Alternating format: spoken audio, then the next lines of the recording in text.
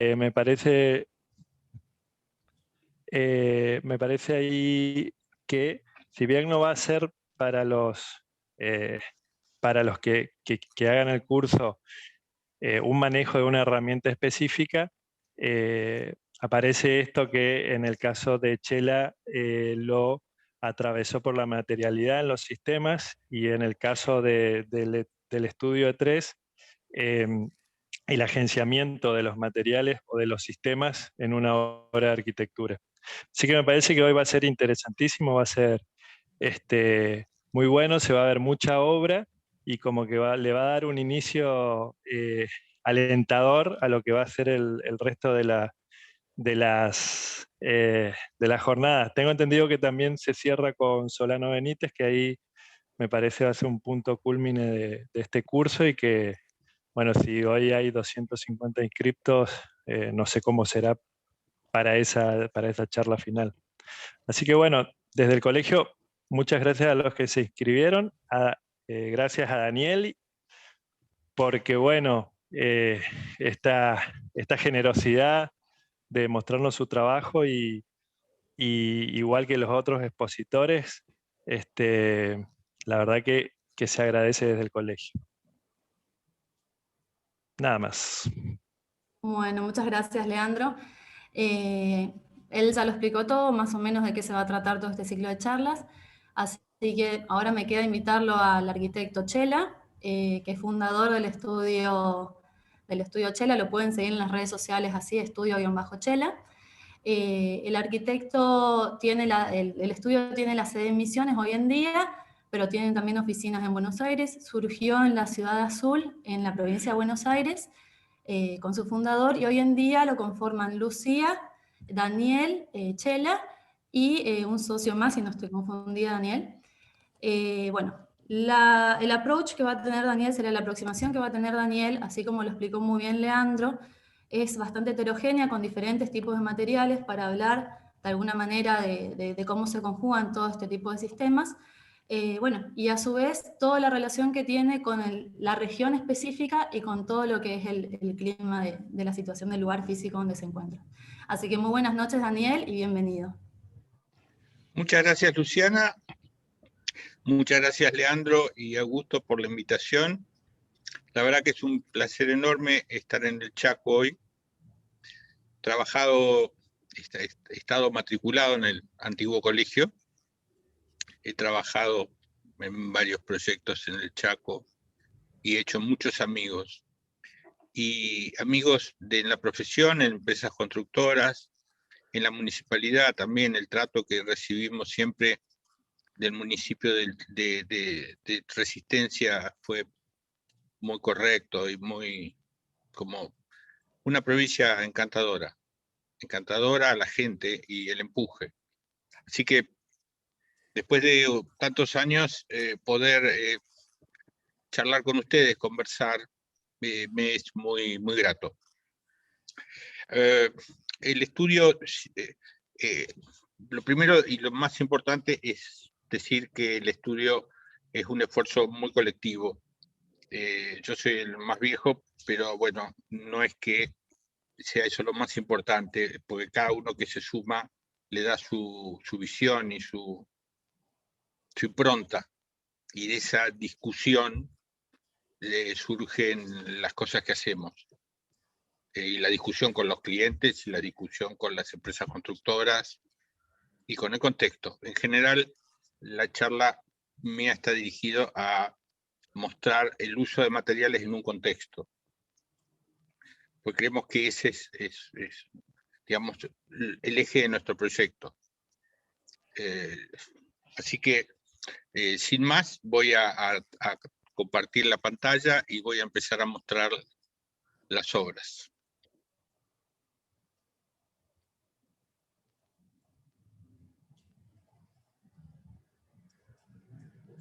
¿Se ve la pantalla correctamente? Perfecto, arquitecto. Empecé por esto que les quería contar.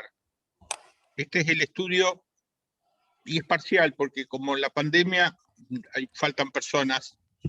En esta foto falta Pilar y Valeria, que está uno en Buenos Aires y otro en Oberá, pero deberían ser más. Y siempre, además de eso, hay algún pasante en el estudio, alguna pasante, que también, todos ese empuje, esa cuestión, es lo que nos da posibilidades de hacer las cosas. Entonces, bueno, ahora sí, vamos al inicio de esta charla.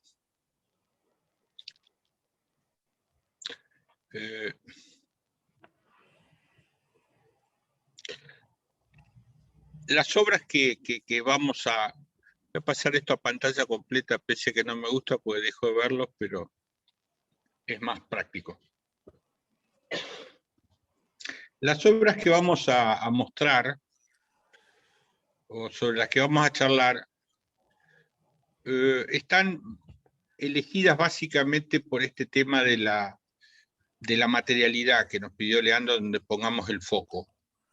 Primero la cruz, que tiene una impronta de una combinación de metal y hormigón.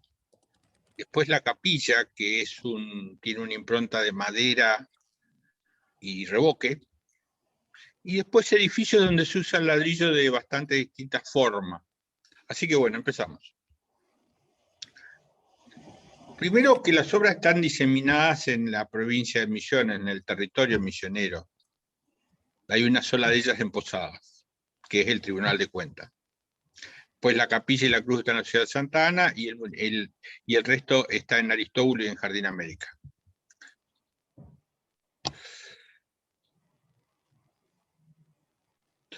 Me faltó mencionar una, que es una casa que es por la que voy a empezar, que es una casa donde usamos madera.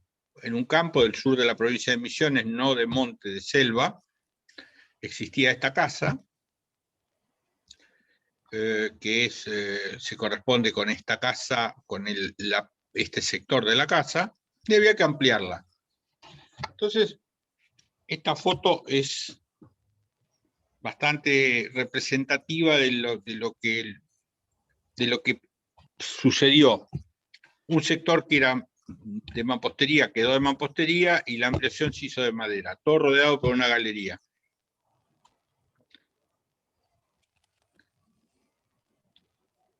Para la madera usamos madera en vertical con tapa junta, que es una práctica muy común en Misiones, y se enfrenta a otra galería, digamos, esto que dialoga en las casas, los materiales.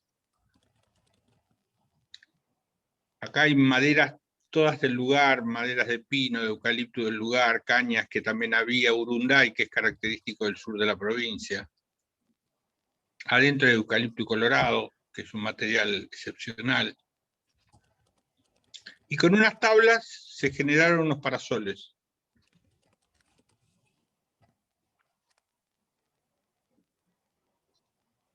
Esta mesa con ruedas es un diseño de un arquitecto amigo. Esto es madera de pino Paraná impregnado con CCA, sin ningún material, sin ningún tratamiento.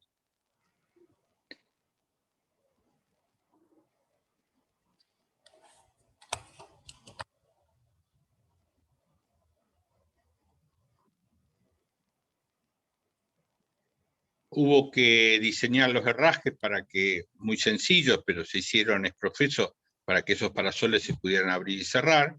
Y los parasoles hacen de seguridad cuando están cerrados, de postigón, digamos.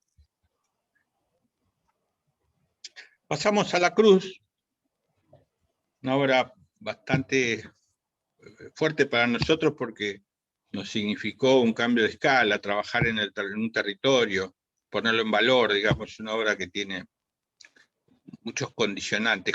Básicamente es un monumento a la épica de los jesuitas, a la épica que tuvieron como desarrollo territorial los jesuitas.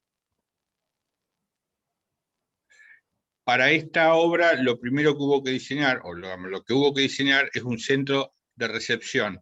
Y lo pongo también a los efectos de ver cómo usamos distintos materiales. En esta obra tenemos muros de piedra, del lugar, piedra basalto, y una cubierta hecha con rejilla, una rejilla galvanizada y perfiles normales galvanizados. Y abajo un zócalo de revoque pintado. Acá es donde llegan los visitantes, se reúnen, descansan, digamos, se juntan los grupos, hay sanitarios, se paga la entrada, hay un shop para comprar todo, agua para mate, todas esas cosas, y se suben unos trencitos, unos colectivos que los llevan hacia la cruz. Pero digamos, el foco de esto es generar sombra con materiales que están usados también en la cruz, y que sean duraderos. Y esta es una palabra que van a escuchar muchos. Nosotros nos preocupa la durabilidad de las obras. Se llega a la cruz, que es este edificio que tiene un basamento de hormigón. Esta cruz está apoyada en una plancha de basalto, no tiene fundación hincada, sino está simplemente apoyada la obra, como si fuera un tintero apoyado. Por eso es que es ancha. Y arriba tiene una cruz tecnológica.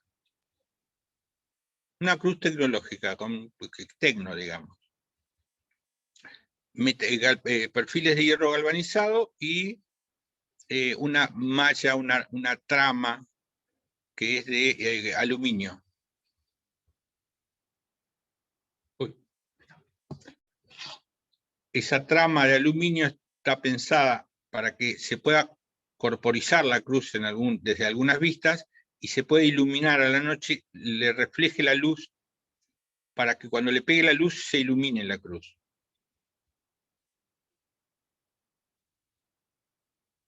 Esta es una planta de los brazos de la cruz, que es lo que hace difícil este edificio porque los vientos generan torsiones. Hubo un tema estructural muy complejo que resolver, complejo para los ingenieros, no hay tantos que manejen estos temas.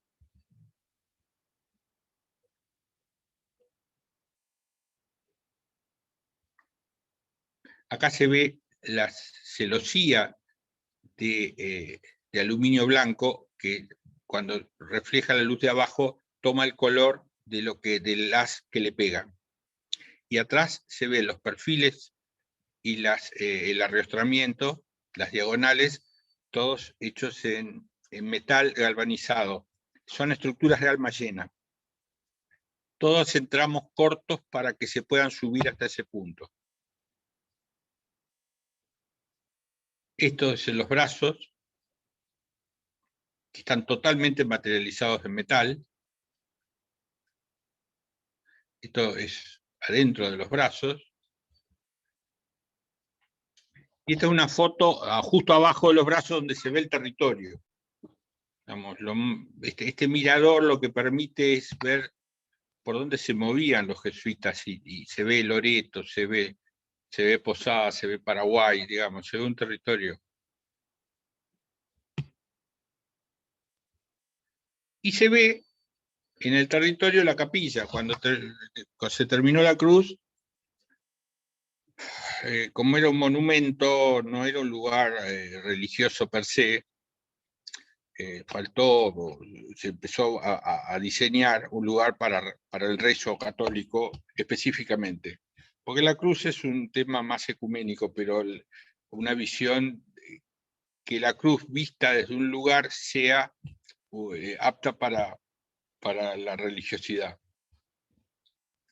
Esta es la situación, acá está la cruz, y acá está ubicada la capilla, se ubicó en el eje, porque la cruz que está sobre el monte hace de cruz, está en el eje del altar, digamos.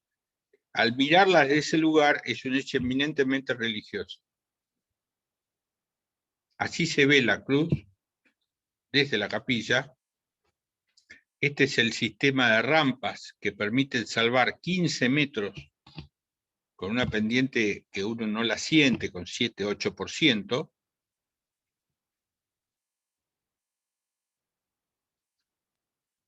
Y acá, volviendo al tema de la materialidad, elegimos revoque pintado, una estructura de hormigón pero con revoque, y muy homogénea, única, como contraste a lo que teníamos en el basamento de la cruz, porque pensamos que si no iba a quedar como un pedacito de la cruz chiquitita, y como que no podía ser del mismo material. Además por un tema de cómo la podíamos impermeabilizar, digamos. En este caso el material está elegido por un tema de significado, de relación con el otro y de posibilidad constructiva. Abajo hay un zócalo de piedra basáltica tallada y colocada en el lugar.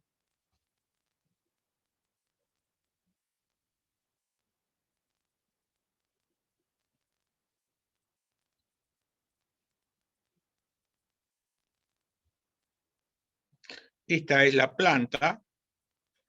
Uno ingresa.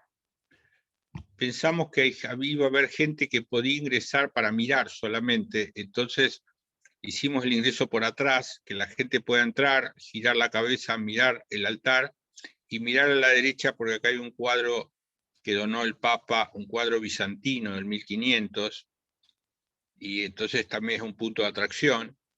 Y pudiese seguir aquel que no quiere rezar y no quiere formar parte, no lo ve esto como un hecho religioso, sino turístico, pero que no interrumpiera, digamos. Abajo están los baños y la sacristía y un depósito. Este es el corte para hablar un poco de la materialidad, que es el motivo de este curso que nos convoca. Lo que está enrayado es todo lo que es hormigón. Tiene las puertas laterales y después entre columnas relleno de ladrillo cerámico. Y un forro interior de madera.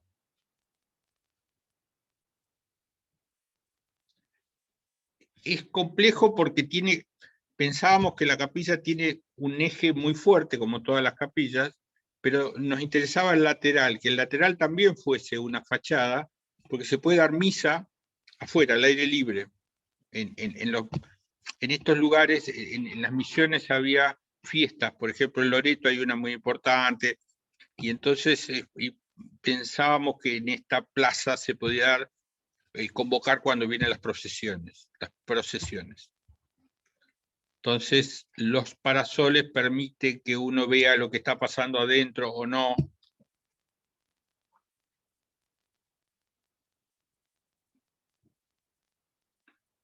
Son otros parasoles que los de la Casa del Ángela, evidentemente tiene otro tamaño, tiene 1 metro por 4,5, 5 metros, digamos, tiene otra tecnología. Y el interior sí, es de pino misionero. Y la cruz, que hoy veíamos como un hecho tecnológico, ahora se ve como una cruz. Está en el eje de la capilla. Acá se ven los materiales que usamos.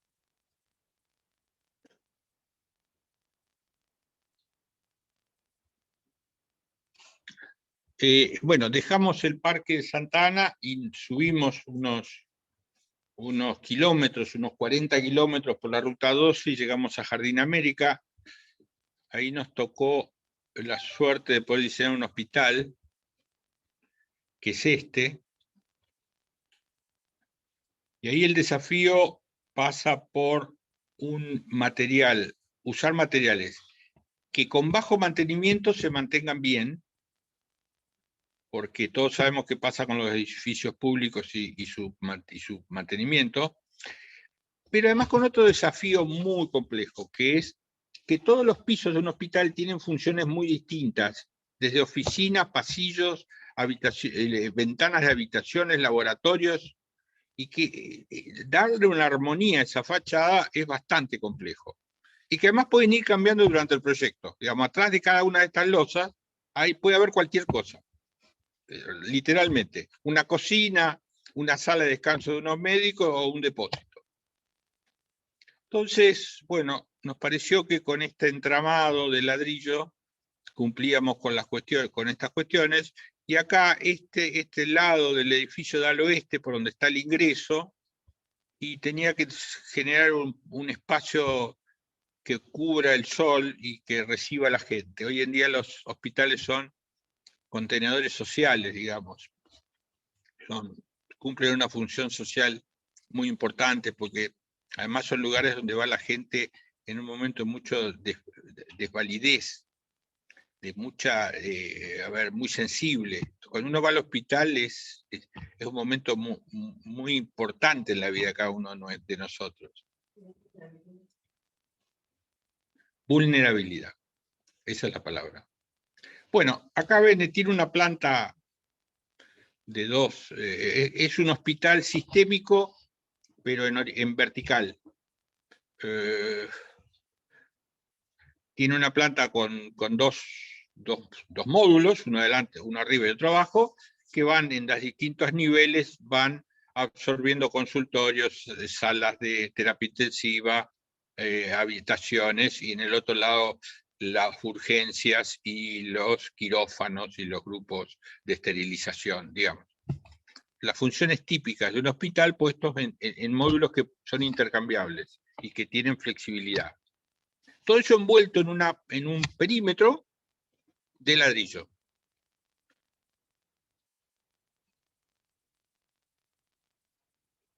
Entonces esto tiene este corte.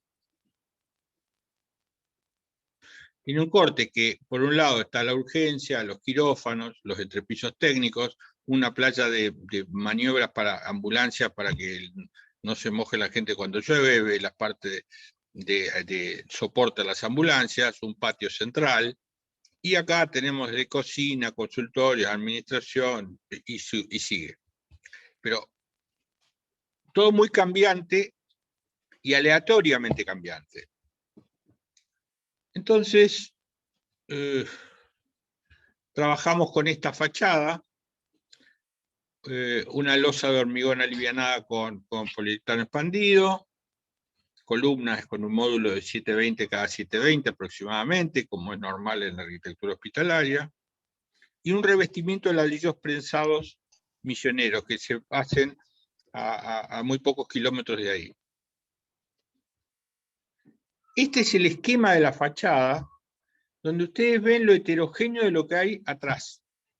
Desde acá que hay una galería, porque están todos los locales de cocina y comedor, hasta lugares ciegos. Acá hay todas habitaciones en el último piso, acá hay galerías para que los enfermos salgan a tomar un poco de aire, o se encuentren con sus familiares, y después se van dando reparticiones. Estas que son más finitas corresponden a la terapia intensiva, en donde es muy importante que el enfermo tenga alguna percepción de lo que está pasando del día y de la noche, porque si no es un lugar donde se pierde esa noción, pero tampoco requiere mucho sol, ni puede haber mucha entrada de luz. Entonces, lograr que los usos que hay acá atrás puedan ser muy intercambiables, es un bonito desafío. Esta es la fachada que les decía del lugar de ingreso, donde ahí hay un parasol muy grande, que cubre una galería que tiene 2 niveles, y acá tiene 3 niveles, que es el que absorbe la gente cuando llega. Todo con los cortes que son propios de la geografía misionera. En Misiones la arquitectura se entiende en corte, porque, bueno, no hay nada plano. Estas son unas fotos durante la construcción, que como esta charla es muy de materialidad, me pareció interesante mostrarla. Es una estructura de hormigón a la cual después se le coloca ladrillo.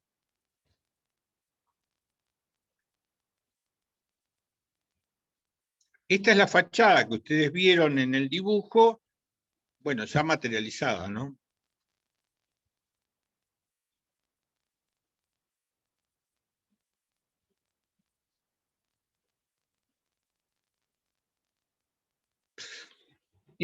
Subimos otros 60 kilómetros, llegamos a la ciudad de Aristóbulo del Valle, donde habría que hacer un nuevo edificio municipal.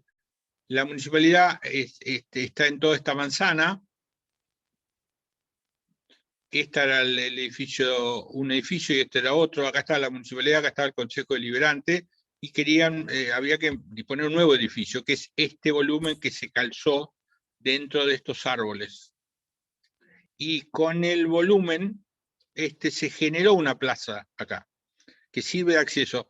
Este edificio a su vez tenía que ser, porque la gente pasaba esto, acá hay una escuela, digamos, un terreno que estaba todo transitado, entonces la planta baja sirve de paso para otros lugares, además de como planta baja del edificio.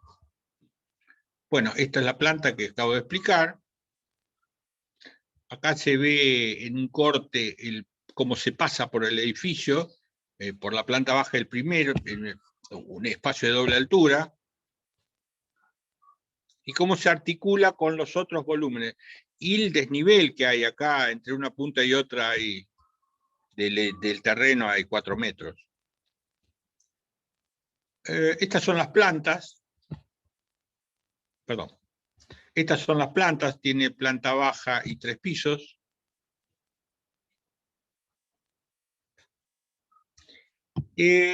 Acá nos interesó que la escalera corriera paralela a la fachada porque tiene unas vistas impresionantes. Al frente de esto hay un parque lineal que también tiene un desnivel como de 6-7 metros. Entonces desde este lugar hay una vista a toda la ciudad, única porque la ciudad de Aristóbulo tiene muy pocos edificios altos, si no ninguno. Entonces nos pareció lindo que esto sea, el subir sea parte de una promenada, de un caminar con vista. Darle un plus a los vecinos.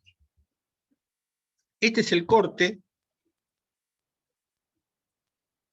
El corte acá es mucho más homogéneo. Atrás nosotros controlamos lo que hay. No era como el hospital que no sabíamos qué podía haber detrás de la fachada porque era muy cambiante. Acá hay una escalera, tenemos controladas las vistas.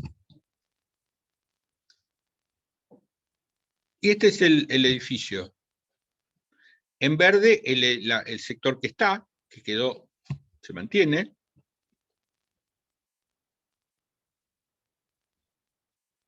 Esta es la plaza que se genera entre los dos edificios, que además sirve para que uno suba y llegue a la escuela que está cruzando la calle del otro lado. Siempre con rampas, para complementar todo lo que sean escaleras, para garantizar la accesibilidad. Eso. Y abajo se ve una raja que se corresponde con los depósitos de expedientes que están semienterrados, que hace que el edificio un poquito como que flote.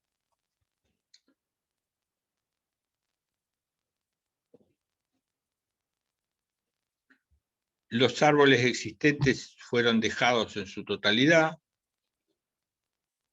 Estos son los pasos que yo les comentaba, que uno usa el edificio para atravesar de un lado a otro de la manzana. Bueno, este es un interior. Me voy a acelerar, así termino. No queda solo un edificio. Así que estoy bastante bien. Esto es un edificio donde está el Posadas. Bajamos hasta Posadas. Sobre este edificio existente del Tribunal de Cuentas,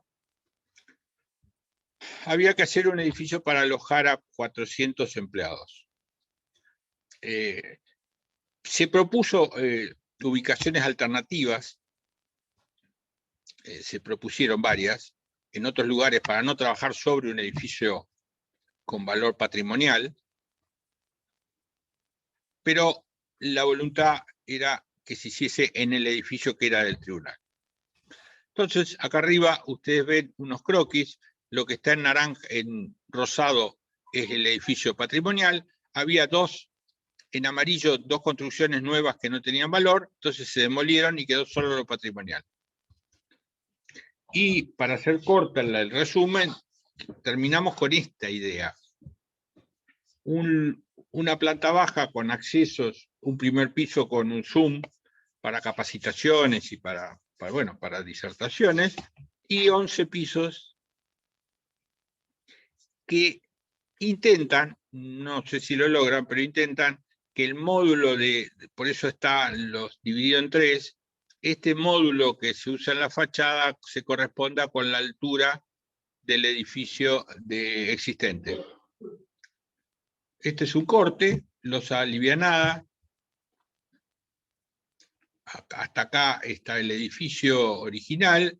Este es un primer bloque, este es otro bloque y este otro bloque.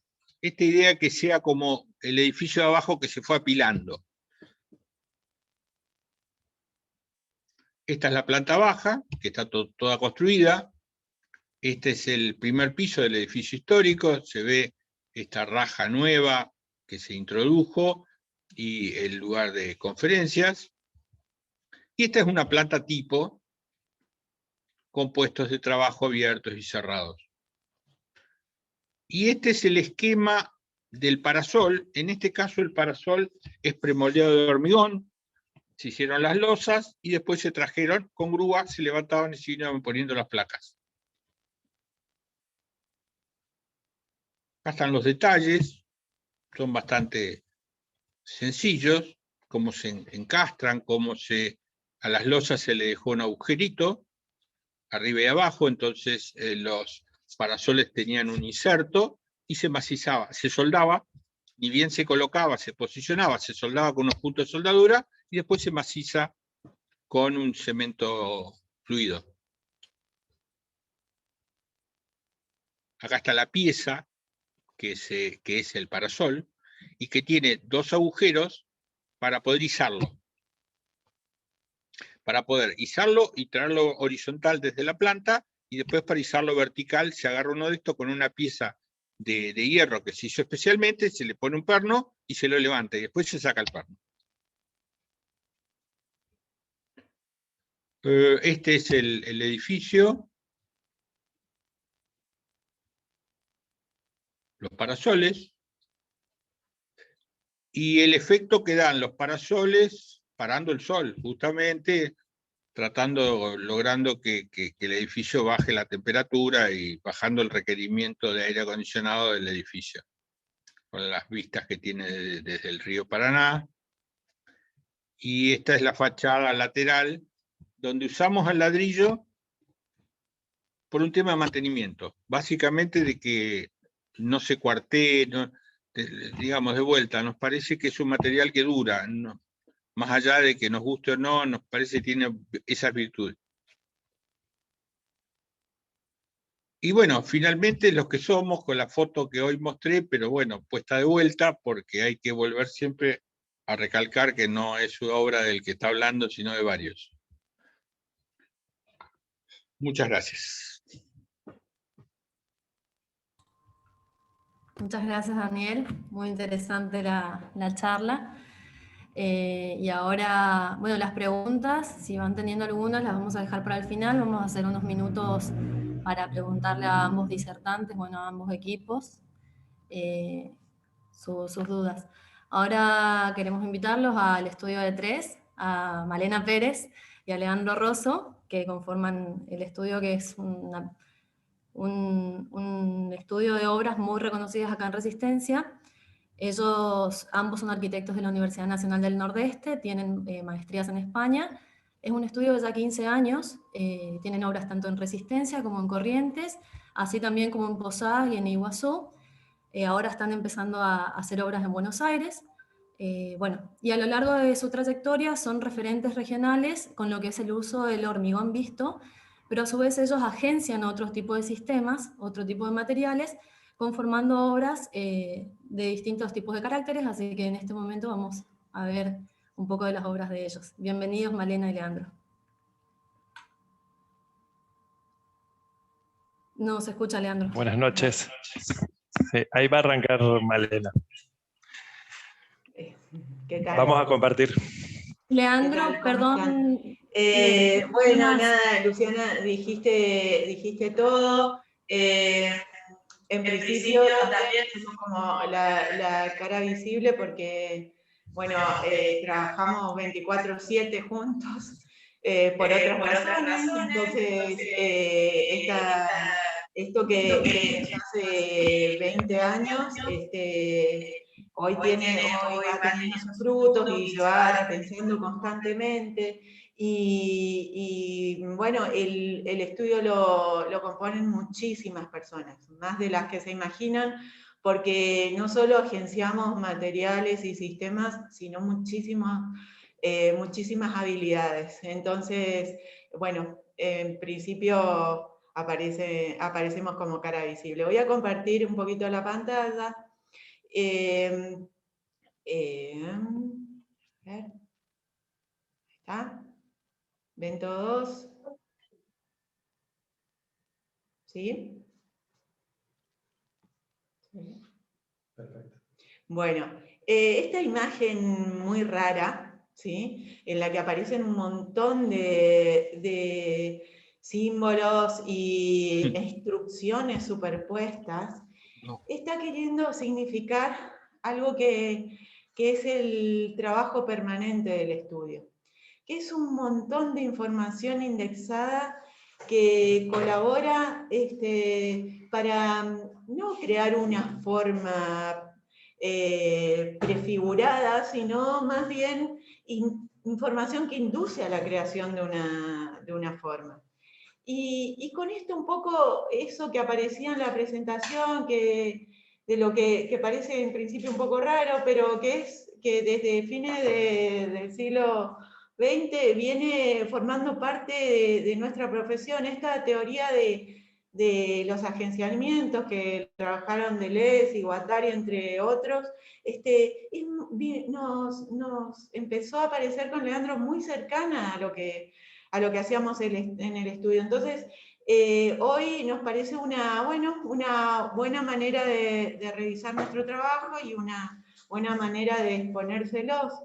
Entonces, bueno, acá vamos a hablar de aquellos elementos que no son, que aparentemente no son visibles en la obra, pero que forman parte de una organización en la que cada elemento esencialmente heterogéneo forma parte de una totalidad que tiene continuidad, que es un sinfín, que no termina ni empieza en la idea de una obra, sino que comienza probablemente en una, dos, tres o varias obras antes, que se va puliendo y que bueno, empieza a adquirir materialidad quizás en una de las obras. Entonces, este agenciamiento de elementos que en principio son heterogéneos y que tienen una esencia, tienen su participación en la idea, en el proceso constructivo, en el proyecto ejecutivo, en la visualización de a poco de la obra y después en el uso de la obra. Y no sobrevive, o sea, la obra va a persistir, aunque no esté el cliente, y va a formar parte de la memoria colectiva de la ciudad. Entonces, tenemos esta responsabilidad enorme, ¿no? Se te corta mucho. Bueno. ¿Se la está escuchando bien a Malena? Sí, perfecto. Hola, ¿me escuchan? Sí, dice que perfecto. Bueno, nada, entonces, ahora estas lógicas, si bien el sistema existió siempre, de Alberti, del 480 que hablamos de sistema, y de explicitación de simbologías de la obra, pero en este caso, en lo que quizás la arquitectura está evolucionando, es en que esta organización se está entendiendo más bien como de manera rizomática o arborescente, es decir, con un crecimiento continuo, ¿sí? Y bueno, veamos a ver en nuestras obras qué estuvo pasando estos años. En esto nos parecía sumamente importante mostrar que obras aparentemente homogéneas, monolíticas, que quizás forman parte de la mitología de la obra de hormigón visto, pongamos entre comillas visto. Esta cuestión en realidad comporta un montón de agenciamientos. En la obra participan muchísimos más materiales en su esencia que lo que vemos en apariencia, ¿no? Entonces, quizás esta no es la oportunidad de hablar de un montón de agenciamientos que tienen que ver con las escenas, con la economía de la obra, con la contextualidad, con el sistema socioeconómico que envuelve esta obra, incluso el comitente, y más bien vamos a hablar de la materialidad. Entonces, estas imágenes tan sugestivas en realidad comportan otras cuestiones. Aquí, esta es la etapa de una obra en la que, terminando la obra gruesa, prácticamente podemos imaginar que sigue, ¿no? Está claro cómo va a terminar la obra. Y aquí un elemento que va a formar parte de esta obra y que, fíjense, comporta toda la esencia del material que aparentemente es singular en esta obra, incluso la esencia de la idea, ¿no? Bueno, ahora nos vamos a concentrar en dos obras, ¿sí? Fundamentalmente una en Corrientes y otra en Resistencia. Lo dejo a Leandro un rato. Bueno, yo, ¿me confirman que se escuche bien? Porque tuvimos algún problema inicial. Sí, se escucha. ¿Sí? Sí, Leandro. ¿Se escucha bien? Sí, sí. Sí, se escucha bien. Sí. Bueno, esto, cuando Luciana nos invitó, nos había pedido un poco que hablemos de cómo desarrollamos el tema del hormigón. El hormigón, si bien atraviesa nuestra obra desde el inicio como sistema principal, nosotros pensamos en explicarlo, o explicar que no es solo ese sistema el que responde un poco a todo lo que dijo Malena, que no respondía a solo esas estructuras o superestructuras que pueden aparecer, o a esas restricciones estructurales o materiales, o como lo que decía Daniel con relación a los sistemas, sino, al igual que ellos, agenciamos la diversidad de sistemas que pueden aparecer. Porque... ¿Estás con silenciado? Es que yo estoy hablando con... ¿Me escuchan, no? Sí, Leandro. Sí, perfecto. Muy bien, bueno. Y sobre todo el tema de los sistemas, porque el curso va a desarrollar otros sistemas, pero nosotros lo que veíamos es que buscamos estos sistemas abiertos que nos permiten, o sea, a lo largo de nuestros 15 años o 20 años que venimos trabajando, nos permite crecer, aprender, reunir vecindades entre sistemas, generar proliferaciones, variar, incorporar novedades, que nuestros sistemas tengan esa capacidad, que puedan multiplicarse, que además este agenciamiento permite una multiplicidad de incorporaciones, pero sobre todo poder trabajar con la intuición y la sensibilidad, que es una cosa que nosotros dentro de nuestra obra no queremos dejar de que tenga el peso suficiente. Sobre esta obra, el Cairel, que está en Paso de la Patria, se trata del Cairel 2, la que vamos a mostrar. Se entiende que viene del Cairel 1 y entendemos que va hacia el Cairel 3, ¿sí? O sea que es podemos decir, como en términos de Deleuze que decía Malena, es un devenir de Caireles. Se forma un espacio público que convoca las unidades.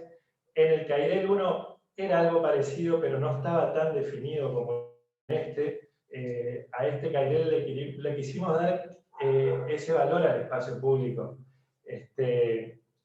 Y que cada unidad, aparte, tenga esa proporción bien identificada. No solo la proporción de las formas, sino también la proporción de los materiales. Y dentro de su lógica material, nosotros veníamos trabajando mucho el bloque. Y lo que intentamos es llevarlo hasta el final de sus posibilidades en esta obra. No solo como sostén, sino también como textura.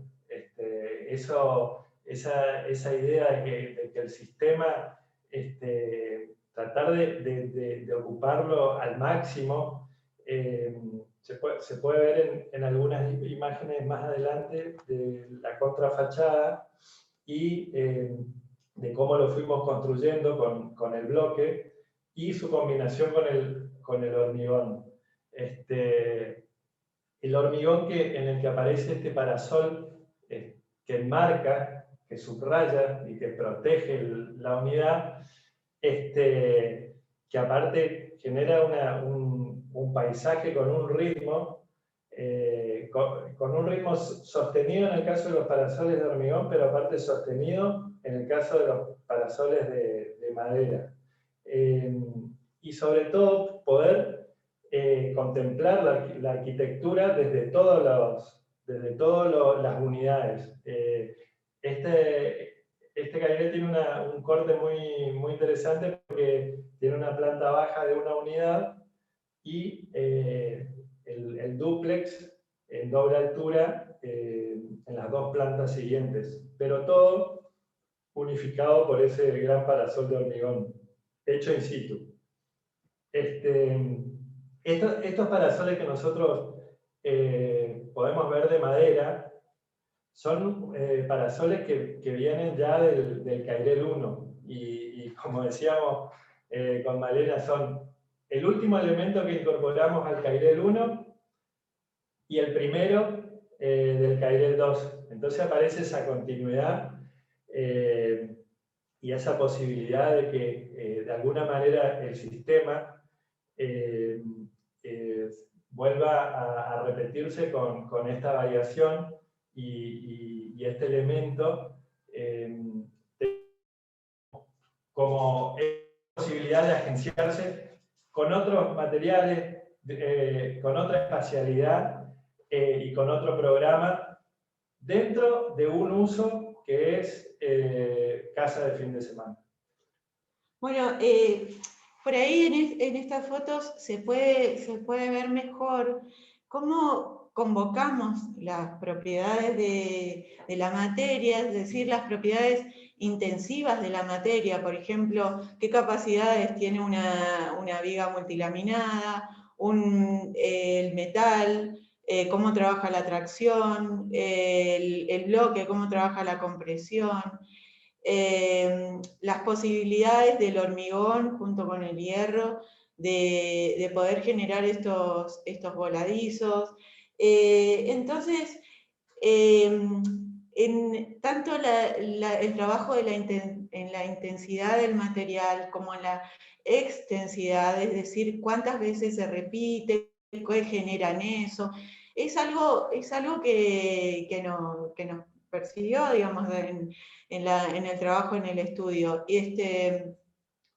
Acá vemos que fíjense lo rudimentario del bloque, pero la manera en la que aparece, cómo aparece el mampuesto, cómo aparece agenciado el vidrio, cómo aparece otra vez el metal suspendido con esos tensores.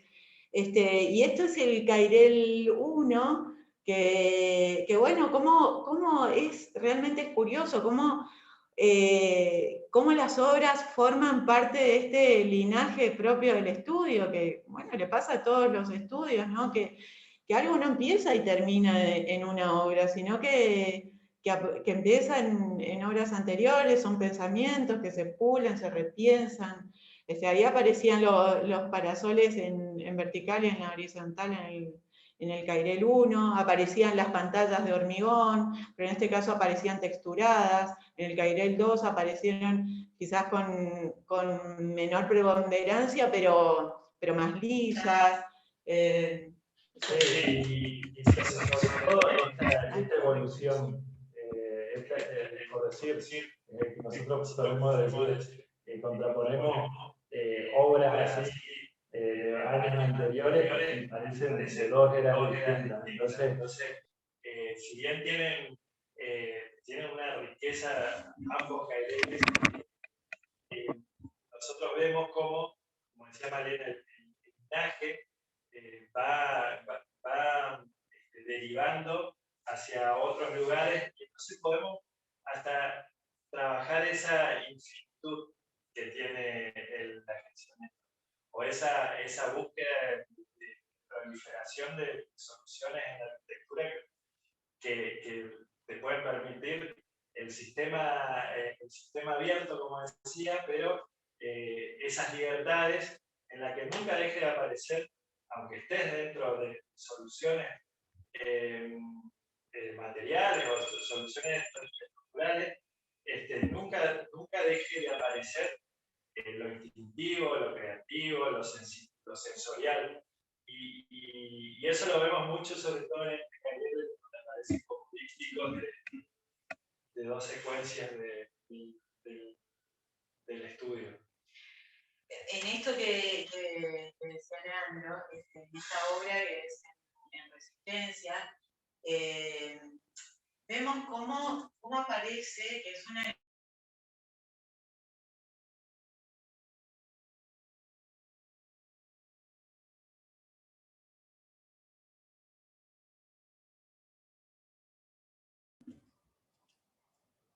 El audio, Malena.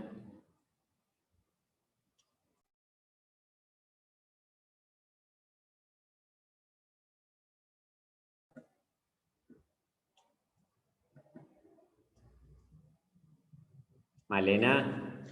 Ahí estamos. Ahí estamos de nuevo. Es que estamos a dos computadoras y se complica un poco. Bueno, nada, lo que les decía era que cómo en esta búsqueda de la verdad, de la esencia del material, en estas últimas obras empezamos a darnos cuenta cómo aparece una explicitación de esto de estas esencias del material, de lo que el material contiene latente. Se ve claramente cómo colaboran en esta obra hormigón, hierro, vidrio, mampuesto. El hormigón no hubiese podido ser sin el hierro no hubiese podido ser sin el hormigón. A pesar de que uno puede decir, bueno, no es que negamos otras cuestiones, que son que el parasol está protegiendo la obra en determinada hora del día, que la obra se cierra hacia determinada orientación, que se abre hacia otra, que se utilizó tecnología sumamente tradicional, mano de obra local, que en esta obra en particular la verdad del material apareció con todas sus contrariedades. Entonces vemos como, por ejemplo, aparece este tensor de hierro, como esta viga reticulada que está izando esta última parte de la obra y que está tensando todo en sentido este-oeste, cómo eso logra que haya realmente una continuidad espacial, una amplitud, una secuencia de escenas, un sinnúmero de logros que comportan quizás y que agencian muchísimos deseos que van quizás mucho más allá de las lógicas del material. Sí, ahí es muy interesante el concepto de desterritorialización y vuelta a territorializar una cercha, que es esa diagonal y como decía Malena, el tema de un deseo de sostener esa esquina que parece que se nos va a caer si no tenemos todo esa resignificación de la cercha, que debería ser a lo mejor de hormigón y que no explicitaría su hierro, pero que ahí está tal cual, está como material verdad y termina dentro del sistema estructural y de ese deseo de sostén, termina siendo tan importante para la obra no solo espacial, sino porque esto de generar arquitecturas y visualizaciones que además nos generen distintas escenas, nos pareció esta obra muy interesante e importante de mostrarla relacionada con los sistemas y sus explicitaciones. Es decir, acá, a ver, los materiales todos conocemos, ¿no? Son los mismos que se usan constantemente en la arquitectura. Ahora lo importante es el rol que adquiere cada material en cada obra, ¿no? ¿Por qué el vidrio así, de esta determinada manera? ¿Por qué? ¿Qué va a reflejar? ¿Qué va a contener? ¿Cómo se va a proteger? ¿Quién lo va a proteger? ¿Quién lo va a tensar? ¿Hacia dónde va a ir la obra? ¿Qué quiero ver? Y acá, bueno, después de estas 2 horas, nada, un paso rapidísimo por algunas otras incursiones que estuvimos haciendo estos años y que siguen su proceso, ¿no? Sí, ahí nos apura un poquito el tiempo, entonces vamos a contar que en el caso del hormigón, nosotros sobre todo intentamos experimentar permanentemente y llegamos a este lugar que la verdad que no sé a dónde derivaría después el tema del hormigón blanco.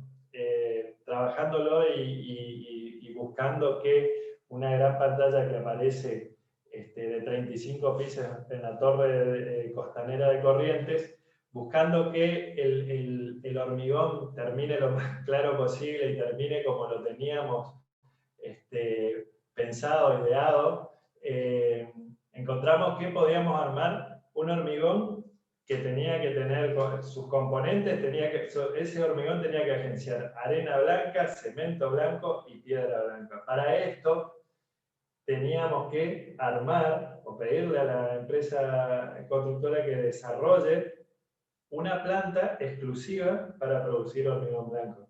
Es decir, a pie de obra hay una planta hormigonera que solo produce hormigón blanco porque, por contarle detalles, el trompo no se puede ensuciar. No puede venir un día un hormigón gris o hay que limpiarlo demasiado bien, lo cual encarecería mucho más. Así que trabajamos esto del hormigón blanco, por supuesto que hay que trabajar el laboratorio de la resistencia, hay que trabajar el acabado, definitivamente hay que garantizar que los materiales pueden estar suministrados. Entonces, con esto lo que quiero decir es que llegar hasta un sistema constructivo en el que nosotros tenemos que intentar intensificar su apariencia o lo que necesitemos de ese material, lleva consigo un montón de trabajo, de experimentación, de investigación y sobre todo esto de lo que le hablábamos. Esto de cuestiones preestablecidas como que no se pueden. Esta búsqueda permanente de correr algunos límites y algunos dispositivos que están en contra siempre de mejorar nuestra arquitectura. Y eso es un poco esto del hormigón blanco y hasta dónde llegamos hoy desde el estudio con el hormigón. Esta obra, por ejemplo, esta obra en el centro de Posadas, en la Costanera, sin embargo, aunque no utilizar hormigón blanco porque, bueno, se inició mucho antes que la de Costanera, la Costanera de Corrientes. Se intentó llevar el sistema estructural hasta sus máximas posibilidades, pero no, a ver, no por un desafío personal, a ver hasta dónde puedo volar esto, qué voy a lograr con eso, sino porque esto comporta otras situaciones. Esa foto que se ve ahí de la costanera infinita del río Paraná, es realmente algo que es envidiable para el resto del país, entonces no podíamos perdernos de eso. Entonces, ¿qué hacer para que eso se logre, ¿no? Y bueno, ¿cuántas cuestiones tuvimos que agenciar para intentar lograr eso, ¿sí? Para poder brindarnos a nosotros, brindarles a los demás, al público, a la sociedad, a la ciudad, ¿qué le queríamos dar con esta obra? El programa de Cerrante Voladizo vienen a responder la idea de que un centro comercial generalmente tiene una circulación y a su lado los locales. Ese es como el plan de super eficiencia del centro comercial. Nosotros para conseguir que de un lado haya locales comerciales, pero del otro existe esa mirada hacia el río, hacia el lago, necesitábamos que aparezcan estos voladizos. Y estos voladizos llegan en algunos casos a ser de 21 metros, cosas que obviamente el no era de los ingenieros, era impuesto, y desde ahí, bueno, empezamos a trabajar también para superar esas cuestiones estructurales. Y acá en esta obra también en el Centro de Posadas, el desafío del hormigón como pantalla protectora, pantalla soporte, pantalla que se pudiera abrir a la ciudad, ¿sí? O sea, como en un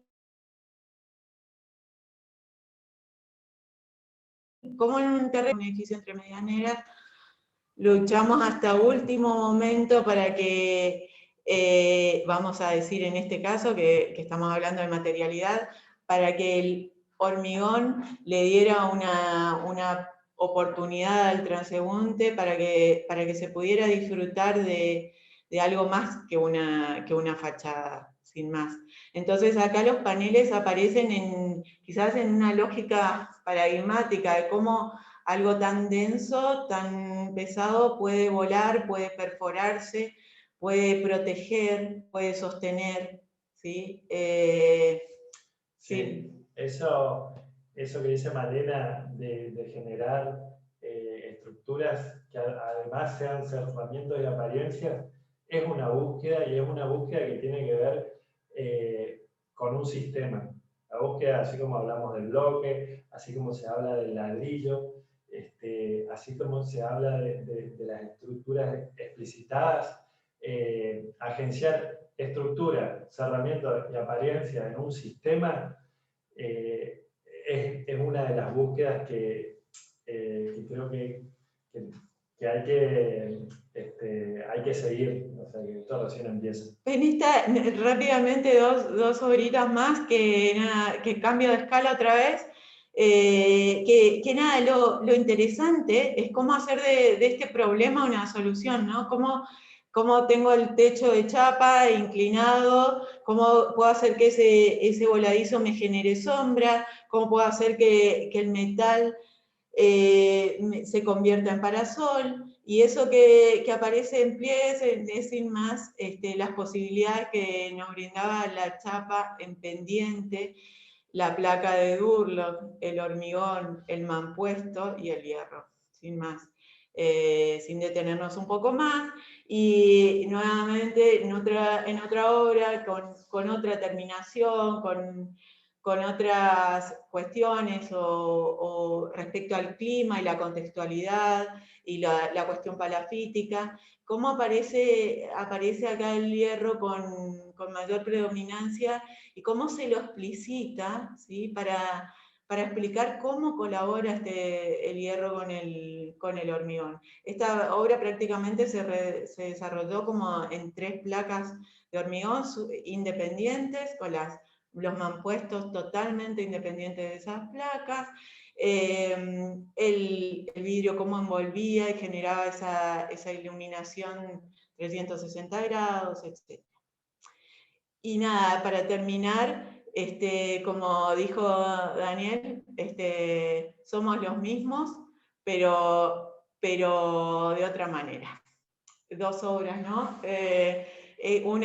15 años de diferencia, y en ambas obras hubo un agenciamiento material tremendo, pero el material empieza a adquirir su verdad en estas últimas obras, ¿no? Sí, sobre todo lo que queríamos mostrar con este cambio de tiempo, en 15 años, cómo se puede generar un refinamiento del sistema constructivo, porque en la primera obra evidentemente está el hormigón, pero hay una timidez, un miedo todavía por explicitarlo o generar esa plasticidad que hoy en nuestra arquitectura por ahí podemos confiar en hacerlo, porque también esto de hoy atravesar la charla con el concepto, el término agenciamiento, tiene que ver con explicar algo que seguramente hacemos todos, que es generar dentro de los recursos, generar una arquitectura que creo que los que están en la charla del otro lado y los que, si hay alumnos o en esa búsqueda, todos en realidad agenciamos. Nosotros hoy o lo ocupamos como metáfora para explicar un poco nuestra obra, y en esta foto, en este díptico, se puede ver esa diferencia que se consigue refinando el sistema. Sin más. Bueno, gracias. Eso es todo. Muchas gracias, arquitectos. Acá hay una pregunta para el estudio E3. Consulta: en el Cairel 2, ¿los parasoles de madera están sujetados de la carpintería o de losa a losa? Preguntan. ¿Quieren contestar? Sí, los parasoles están incorporados en la carpintería. La carpintería a su vez se sujeta de losa a losa. Pero sí, es como un dispositivo. Tuvimos que armar como un dispositivo en el que el aluminio y el vidrio, aparte, incorpora la madera. Eso lo hicimos bastante en otras obras, y la verdad que el tema del sellado y la fijación funciona bien. Bien. Una pregunta para el arquitecto Chela, esto en forma particular sería. Usted habló mucho de los materiales autóctonos. ¿Cómo es el proceso del estudio, o sea, del estudio de los materiales propiamente dicho?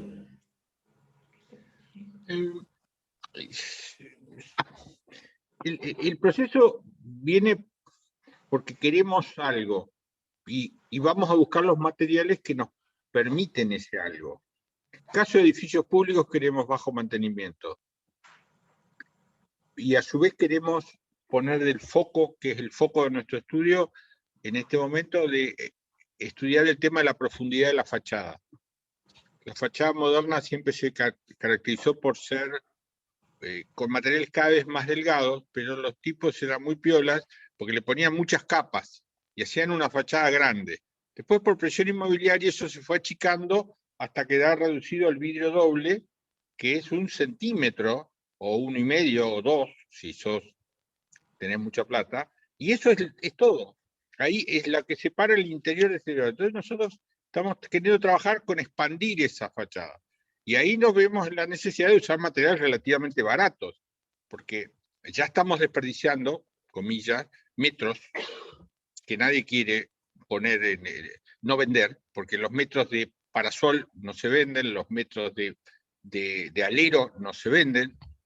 Entonces, esos metros los tenemos que tomar con materiales baratos. El ladrillo o el premoldeado es un material barato. Y si eso mismo lo quisiéramos hacer con aluminio, nos sacan corriendo porque no se podría pagar una cosa de 50 centímetros, que es lo que verdaderamente para el sol. Entonces, una losa es barata, un parasol de premoldeado es barato y un ladrillo de la zona es barato. Por eso es que estamos trabajando con esos materiales. No sé si respondí un poquito a la pregunta. Muchas gracias, arquitecto. Acá hay otra pregunta para el estudio de 3. Me gustaría saber si puede contar algo más al respecto de la resolución de las cubiertas de chapa. ¿Cómo logran ocultarlas dentro de la última obra, hablando? Porque no se termina de imaginar cómo es la resolución. Bueno, ya nos va a salir mejor, pero en principio, mira, justo que está Daniela acá, siempre nos reímos que si hay un lugar donde se sufre el agua, es en el nordeste, ¿no?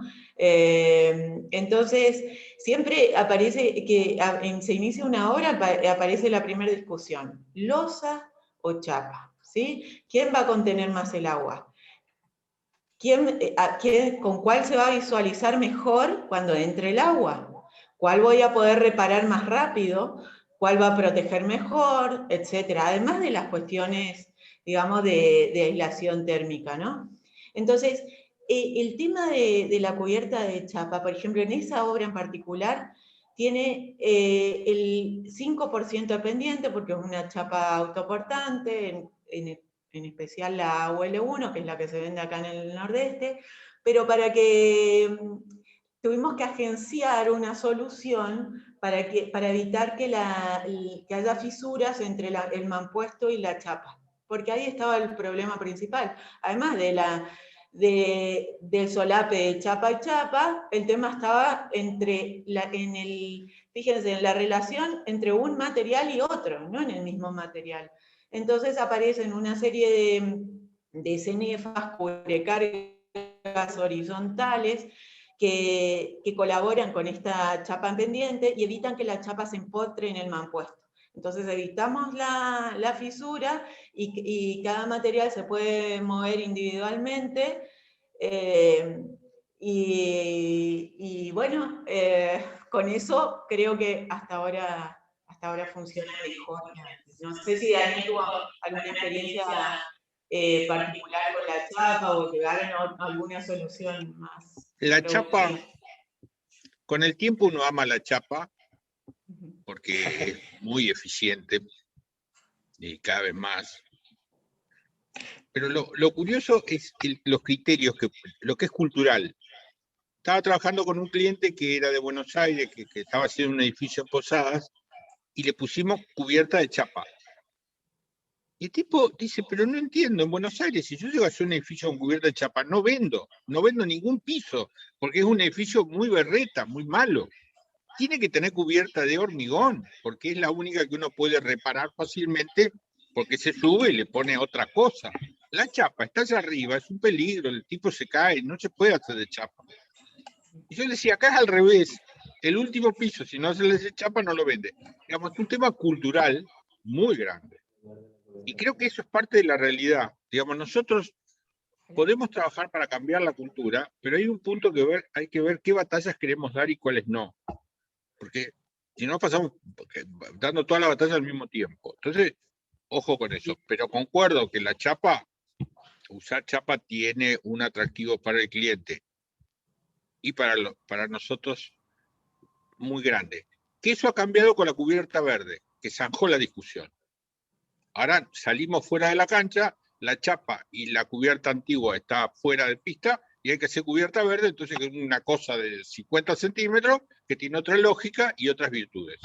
Entonces ahí puede ser que volvamos y que es muy aislante y bueno, todas esas cuestiones. Pero realmente es así. Yo quería Perdón, una consulta. Esta discusión de la cubierta plana que viene desde 1920, que la incorporó el modernismo porque era una imposición del cubismo. O sea, el cubismo no podía permitir alguna pendiente. Y tiene que ver con esto de lo preestablecido. Y a mí, ahí me pareció, Daniel, muy interesante porque aparece, vos siempre intentás que aparezca la casa esta, que está como en una chacra, como dirían en Misiones, que está como en una chacra, y después también la capilla, que también es como que se corre de la discusión del techo plano, porque la pregunta sobre cómo solucionás la chapa y cómo la escondés y terminás generando, visualizando algo que aparenta una cubierta plana, vos te corres con esas dos construcciones que mostraste y que me parece que como que le tenés un cariño y que por lo menos las imágenes que se vieron es como que le das un tiempo. Te agradezco las observaciones. Hemos hecho obras que hemos ocultado la chapa. Son de chapa, pero parece que son planas porque el perímetro se va para adentro. Pero la verdad que yo, si tuviera que trabajar en un tema, sería mostrar que la cubierta es de chapa y es de chapa. Me parece que esa discusión, ese trabajo es mejor que todo el esfuerzo que hemos hecho en otra obra para que no se vea la cubierta de chapa. Me gustaría mostrarle. Si es de 2 aguas, es de 2 aguas. La verdad que no creo que la cubierta plana tenga virtudes en sí mismo. Sí por un tema de encuentros, que muchas veces lo plano hace que si algo sobresale, se pueda resolver más fácil el proyecto. Cuando entras con la chapa tiene que ser algo muy puro, muy limpio, y para poder trabajar con las babetas, porque si no se te arman unos líos. Digamos, hay todo un tema de praxis, de materialidad del proyecto que creo que es a lo que vos estás apuntando. Ahora, si me dejan cambiar de tema, me parece que hay un temita, una búsqueda de ustedes que es muy positivo para la profesión, que es esta búsqueda del hormigón blanco. Blanco, y que mañana puede ser rojo o puede ser color. Es decir, eso queda para todos.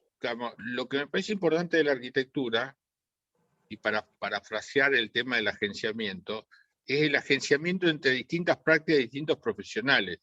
El hormigón blanco vos podés hacerlo, puede tomar cualquiera que está cualquiera que mira. Y el trabajo con ladrillo que hacemos nosotros está disponible.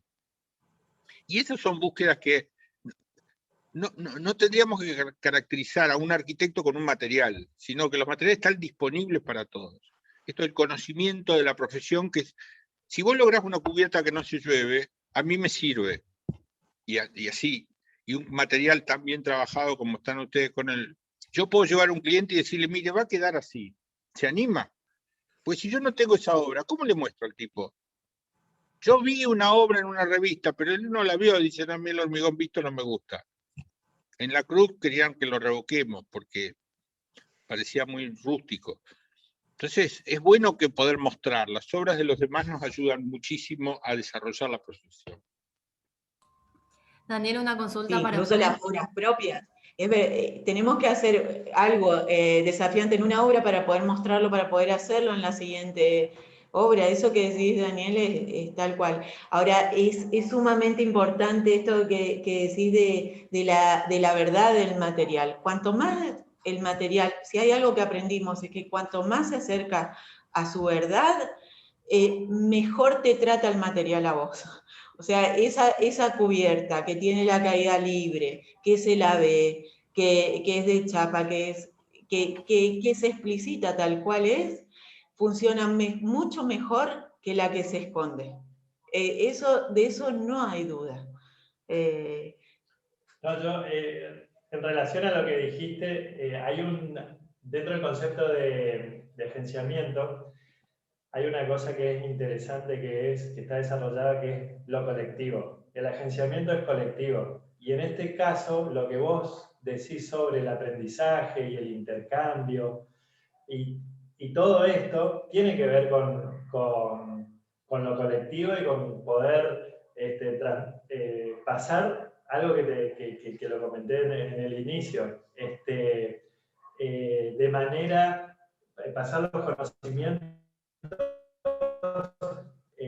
sin pedir nada a cambio y colectivizarlo entre los colegas. Así que eso me parece muy interesante lo que dijiste, Daniel.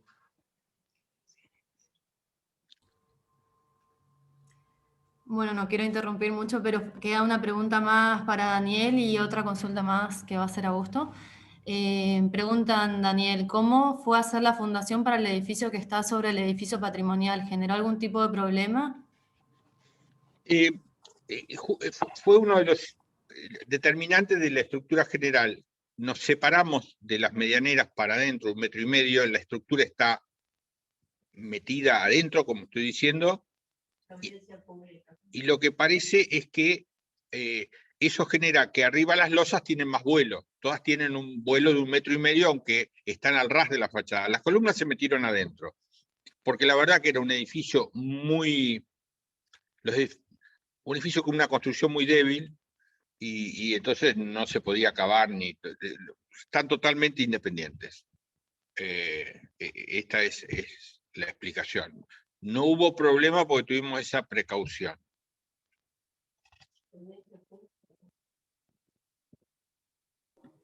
Por último, es algo para el estudio E3. Hablaron de experimentación y investigación de los materiales. Mucho por ahí creemos que está todo resuelto ya en arquitectura, y ustedes lo plantean que se tiene que ir experimentando y investigando. Eso quiero que desarrollen un poquito más, por lo menos para los estudiantes de arquitectura, que no crean que todo está resuelto ya de antemano. Sí, yo más bien diría, sobre todo enganchando con lo que dijo Daniel, que lo que hay mucho por hacer es diseñar dispositivos. Esta búsqueda que tiene el estudio Chela de generar estas capas, ¿sí? En realidad son dispositivos que intentan generar conos de sombra. Y vuelvo así para enlazar la pregunta sobre cómo iba la madera dentro de la carpintería. Bueno, eso vuelve a estar tomado como un dispositivo. Me parece que ahí está en la búsqueda, digamos, en el agenciamiento, que es un poco lo que intentamos que se entienda hoy, y en la búsqueda de dispositivos como instrumentos o herramientas para la arquitectura. Y ahí hay mucho para investigar. Yo, para agregar, me parece que si hay algo que les podríamos dejar y que claramente también se ve en la obra del estudio de Chela, es que esto de esta inquietud de ir hacia las posibilidades del material no va sola. O sea, por ejemplo, no investigo cuáles son las posibilidades del ladrillo solo o del hormigón solo. Es el hormigón que necesita del hierro, que necesita de la aislación, que necesita de tensarse de determinada manera, que la arcilla, que se puede colocar de esta manera, que el color, es decir, cada material, cada esencia de material necesita de la relación que se establece con otros materiales. Lo que queríamos mostrar es que por ahí esa idea de lo monolítico o esa mitología de la obra de determinada manera, tiene sus verdades, tiene sus contrariedades, y si hay algo que la experiencia nos está dejando, es que hay que entender todo en su conjunto, porque si no también terminamos, y sobre todo para lo que decías de los chicos que están empezando, aparecen frustraciones. Tremendas frustraciones, porque no podés, te imaginaste que querías hacer una obra de hormigón visto, entre comillas, o completamente en ladrillo, o completamente en chapa, y resulta que no podés por miles de motivos, por el cliente, por la economía, porque no conseguís el material, porque te planteas hacer una piel de vidrio, no se puede pagar, tal. Entonces, ¿cuáles son? Tenés que entender que hay relaciones en la obra. Entonces, si no es esto, es esto. Y si no es esto, es esto. Pero la obra tiene que suceder. ¿Entendés? No te podés frustrar porque no lo hagas de una manera que encima es la manera que crees de la que se hace, digamos, con la que se hace eso. ¿Entendés? Entonces, eso me parece fundamental en cualquier investigación sobre el material, ¿sí? El material y su relación con otros materiales. Malena y Leandro, tengo una pregunta más, esta va a ser la última. La leo. En las obras del estudio de 3 parecieran buscar que haya una continuidad muy delicada entre los sistemas, las losas prácticamente no tienen vigas, las columnas metálicas se vinculan puntualmente, las losas apilan como sistemas individuales. Parecería que hay una búsqueda por llevar a cada sistema a su punto crítico de fragilidad. Múltiples sistemas coordinados para llevar a la envolvente a la mínima expresión, lo que probablemente no responde a la performance del material, sino a la sensibilidad de su estudio. ¿Consideran que la esencia del material es algo intrínseco o es una propiedad construida por el estudio? Bueno, ¿cuántas cosas? Primero que hay más afirmaciones que consultas en esa pregunta, y que nada, que la agradecemos un montón, porque nada, se ve que se pudo visualizar algo que queríamos expresar. Últimamente hemos trabajado a conciencia sobre las propiedades intensivas y extensivas del material, que me parece que eso es algo que hay que evitar confundir, y que antes nos pasaba, confundíamos. Por ejemplo, esto de que el hormigón sea blanco es una transformación intensiva del material, es química del material, tiene que ver con la cantidad de agregados, con lo que comporta. Ahora, la relación de ese hormigón con el hierro, la expresión de eso, la repetición, la iteración, la variedad, y si se quiere la performance, que habla de la continuidad del material, y no solo la performance en el nivel de obra, en el nivel de uso de la obra y el nivel de la performance en el tiempo de la obra. Me parece que es sumamente importante distinguir esto, ¿sí? Si voy a llevar hasta sus últimas posibilidades, incluso últimas, saquémonos de la cabeza, porque esto no para, ¿sí? Bueno, incluso con coronavirus y todo,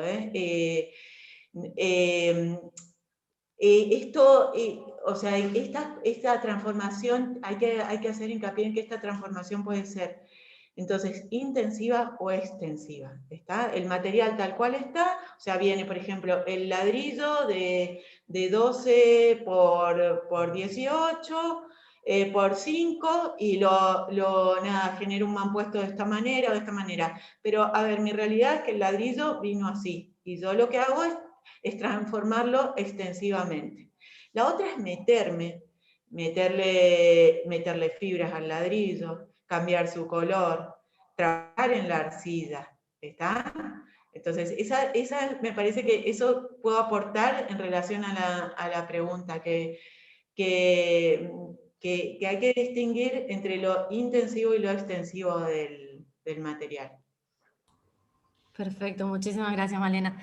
Bueno, vamos terminando entonces. Agradecerle muchísimo a Daniel por sumarse al estudio Chela, y a Malena y a Leandro también. Los pueden seguir en las redes sociales, conocer un poco más de sus proyectos, consultarles, estar en contacto con ellos.